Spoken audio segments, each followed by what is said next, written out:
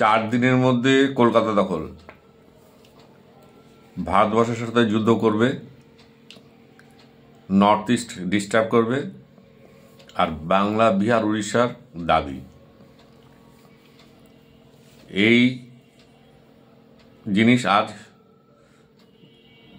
প্রায় 1 মাস ধরে বাংলাদেশিরা করে আসছে। বাংলাদেশের মৌলবাদী, উগ্রবাদী, সুদখোর ইউনিট সরকার, মৌলবাদী ইউনিট সরকার এই সমস্ত ডায়লগ দিয়ে আসছিল। আর পাকিস্তানের সাথে, চায়নার সাথে হাত মিলাবে, ভারতবর্ষ দখল করে নেবে। এই ছিল মোহাম্মদ ইউনিস, আর মানে মৌলবাদী মোহাম্মদ ইউনিস, আর বাংলাবাদের মৌলবাদী দল হেফাজত ইসলাম আর জামাত, আর প্রাক্তন কিছু বাংলাদেশি সোলজারদের দাবি। আর হলো কি উল্টো, যারা 4 দিনে কলকাতা দখল করে বলেছিল, তাদের চট্টগ্রাম প্রায় দখল হতে চলেছে। ঘটনাটা হচ্ছে, বাংলাদেশের 3 দিকে হচ্ছে ইন্ডিয়া, 4,500 কিলোমিটারের পর বেশি বর্ডার।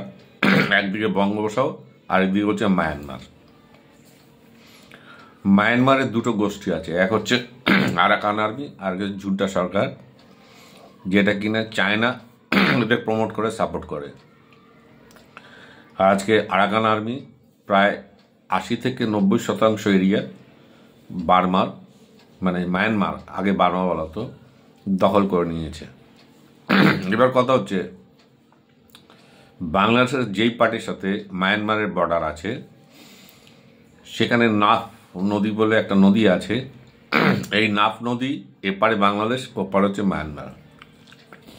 এবার আরাকান আর্মি কি করেছে, পুরো 273 কিলোমিটার দখল করে নিয়েছে। আর সেখানে যারা মুসলমান বলতে হচ্ছে রোহিঙ্গা মুসলমানদের মেরে তাড়াচ্ছে। এখন রোহিঙ্গা মুসলমানরা কি করবে, হয় মিজোরাম বর্ডার, নাহলে মণিপুর বর্ডার দিয়ে ইন্ডিয়া ঢুকবে, আর নাহলে কি করবে, এরা বাংলাদেশের দিকে ঢুকবে। এবার বাংলাদেশে যদি রোহিঙ্গা মুসলমানরা ঢুকে পড়ে, তাহলে বাংলাদেশের উপর চাপ পড়ে যাবে, ইউনিট সরকারের উপর চাপ পড়ে যাবে। কেননা হাসিনা সরকার যখন ছিল, তখনও রোহিঙ্গাদের আশ্রয় দিয়েছিল। আর এখন আরাকান আর্মি যেভাবে অ্যাটাক করছে, তাতে রোহিঙ্গা মুসলমানরা পালিয়ে বেড়াচ্ছে।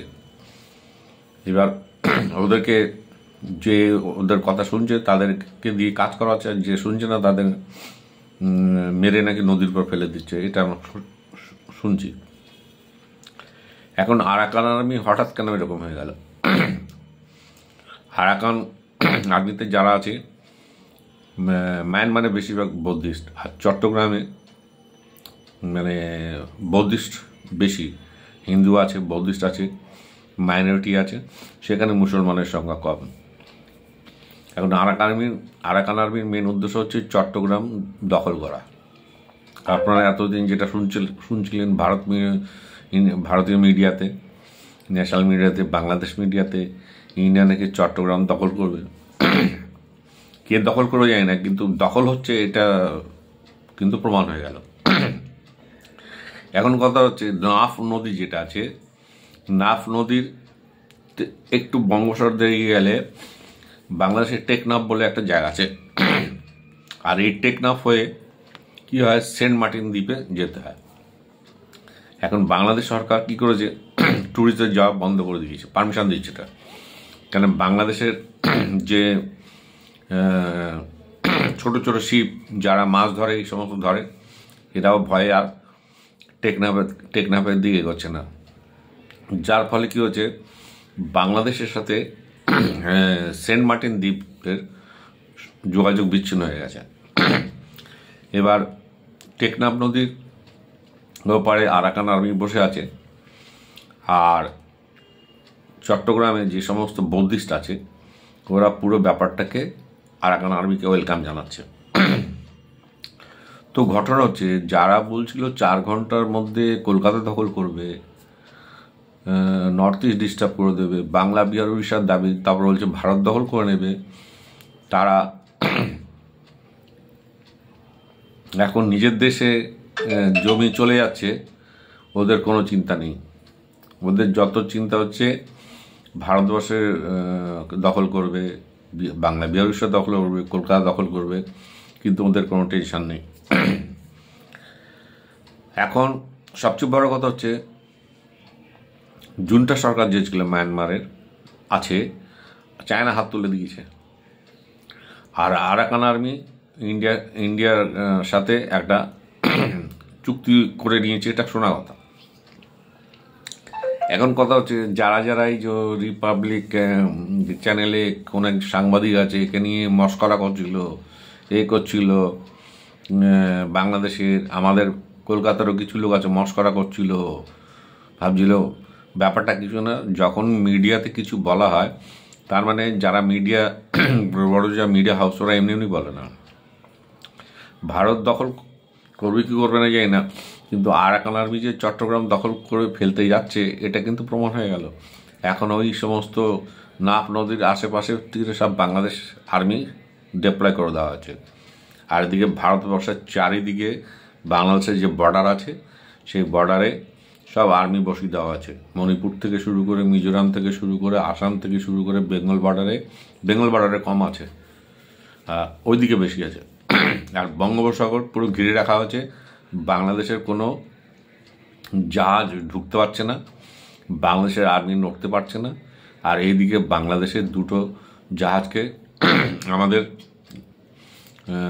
নৌবাহিনী তুলে নিয়ে উড়িষ্যা চলে গেছে। সেখানে শুনেছি প্রায় 79 জনকে আটক করে রেখেছে, কবে ছাড়বে কেউ জানে না। এখন কথা হচ্ছে, এই যে বাংলাদেশের যে মৌলবাদীগুলো, এরা এত লম্পঝম্প করার সাহস কোথা থেকে? নিশ্চয়ই কেউ না কেউ পেছনে আছে। আমি তো মনে করি পাকিস্তানই আছে, যে পাকিস্তানের বুটের বাড়ি খেয়েছিল এই যে বাংলাদেশিরা, এত যুদ্ধ লড়াই করে পাকিস্তান থেকে স্বাধীনতা ছিনিয়ে নিয়েছিল, বাংলাদেশ তৈরি করেছিল। এখন মৌলবাদীরা পাকিস্তানের আর্মি, ISI আর পাকিস্তান সরকারের সাথে হাত মিলিয়েছে। যাদের নিজের কোনো ক্ষমতা নেই, যারা নিজেরা খেতে পায় না, আমি পাকিস্তানের কথা বলছি, তারা নাকি বাংলাদেশকে সাপোর্ট করবে, বাংলাদেশকে সাহায্য করবে।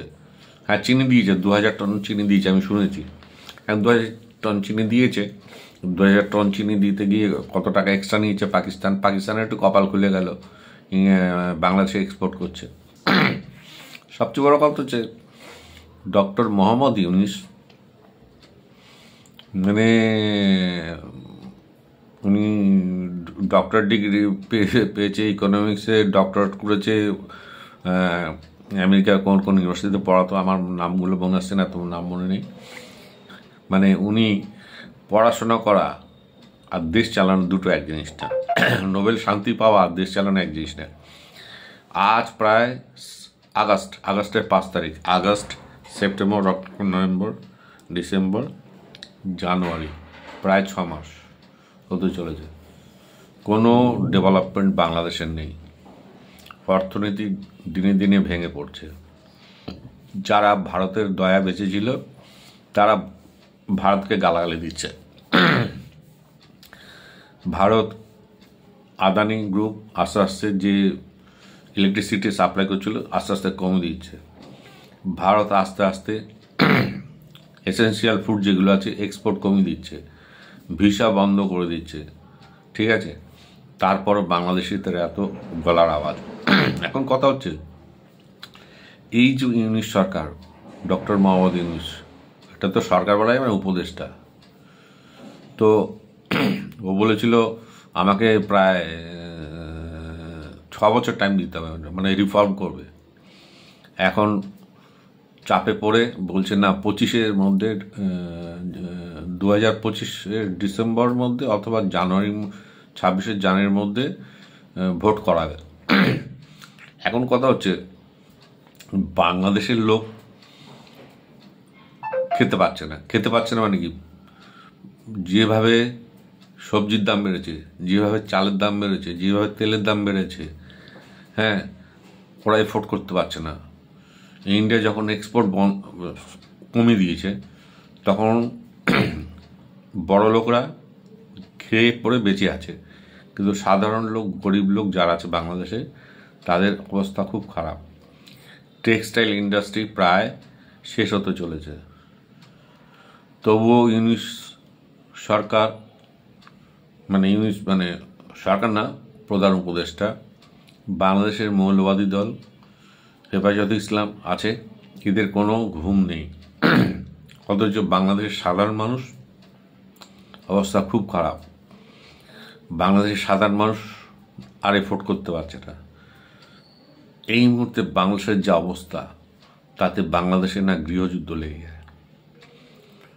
বাংলাদেশে কিছু কিছু লোক মৌলবাদী মেন্টালিটি যারা, তারা তো খুব নাচানাচি করছে, কিন্তু আমি বলে দিচ্ছি আগামী 6 মাস, নেক্সট 6 মান্থস, মানে মে, জুন, জুলাই অবধি, আমি জানি না এরপর বাংলাদেশের অবস্থা কি হবে।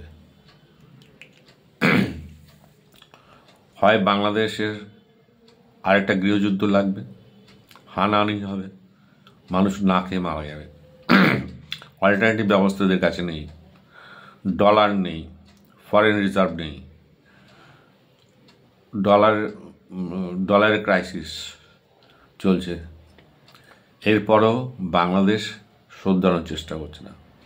আমি জানি না ইউনিস সরকার, ডক্টর মোহাম্মদ ইউনিস পড়াশোনা করে রাজনীতির কিছু বোঝেনি, দেশ কীভাবে চালাতে হবে বোঝেনি। আর ওর কতগুলো বাচ্চা বাচ্চা ছেলে আছে যারা ইউনিভার্সিটিতে ডিগ্রি এখনও নেয়নি, তারা যদি সরকার চালায়, এই চ্যাংড়ার ছেলে মানে ছোকরা, হ্যাঁ, যাদের লোকাল পলিটিক্স তো দূরের কথা, পলিটিক্স সম্বন্ধে কোনো জ্ঞান নেই, তারা ইউনিসকে পরামর্শ দিচ্ছে, আর্মিকে পরামর্শ দিচ্ছে।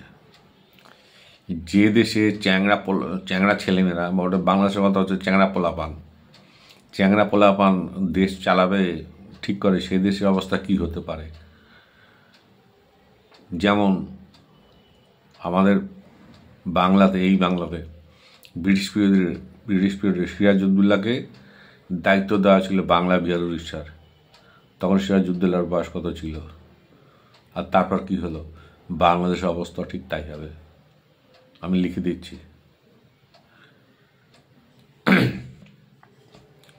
আমি সুবীর চক্রবর্তী। আমার ভিডিও আপনারা যারা দেখছেন, পারলে লাইক করবেন, শেয়ার করবেন। এর আগে আমি কোনোদিনও বলিনি কাউকে যে আমার ভিডিও লাইক করবেন, শেয়ার করবেন, সাবস্ক্রাইব করবেন আমার চ্যানেল। আমি কোনোদিনও বলি, আজকে বললাম। আপনারা যারা আমার ভিডিও দেখছেন, লাইক করবেন, শেয়ার করবেন, সাবস্ক্রাইব করবেন। ধন্যবাদ। এরপরের ভিডিও নিয়ে আমি আসবো। রাখছি।